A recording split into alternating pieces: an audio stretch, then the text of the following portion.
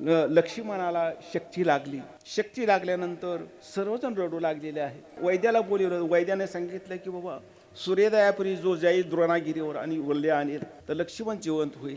ते वर्माबद्दल मी बोलतोय. मग हनुमंत काय लगे गेला का द्रोणागिरीवर? हनुमंत पहिल्यांदा सूर्यदेवाकडे गेले.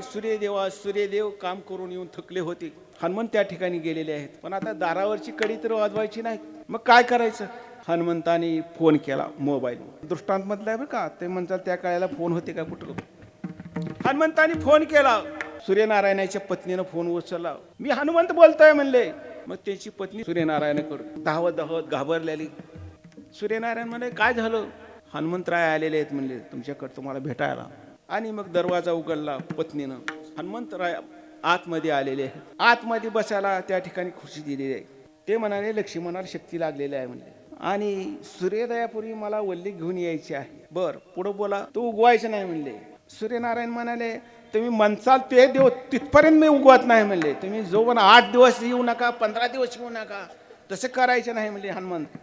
मी ज्या वेळेला फोन करेन त्यावेळेला तू उगवायचं. दृष्टांत संपला. म्हणजे काय कळलं पाहिजे आपल्याला? वर्म कळलं पाहिजे.